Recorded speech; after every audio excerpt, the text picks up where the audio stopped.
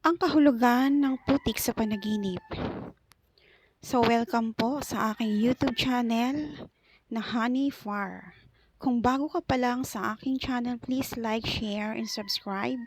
Hit the notification bell para lagi po kayong updated sa mga bago kong uploaded na videos. Ang putik sa panaginip.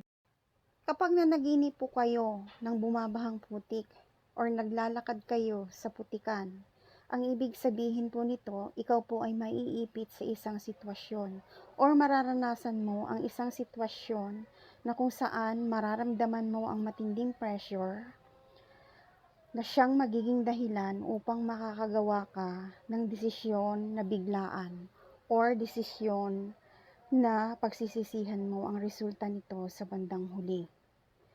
At ang ibig sabihin naman po ng putik sa kamay, ang puso mo ay nababalot ng matinding kalungkutan o matinding emosyon dahil sa paulit-ulit na bumabalik sa iyong kaisipan ang mga pangyayaring naganap sa nakalipas na hindi magaganda. Kaya halos hindi mo ma-overcome ang kalungkutan sa iyong puso.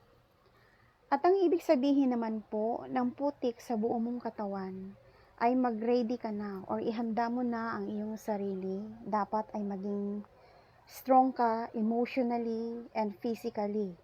Dahil maaaring sa panghinaharap, pwede kang makaranas ng matinding sakit or dapuan ng matinding karamdaman.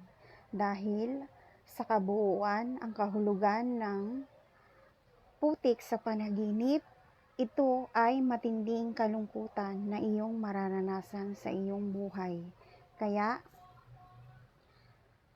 kapag naranasan mo na ang panaginip na ito, or hindi mo pa napapanaginipan ng mga bagay na ito tungkol sa putik, mag-ready ka na kapag ito ay napanaginipan mo, dahil ang putik ay kahulugan ng isang matinding kalungkutan. So, yun po ang kahulugan lahat. Paalala po, mula sa inyong lingkod, historiador, ang mga bagay po na ito ay gabay lamang.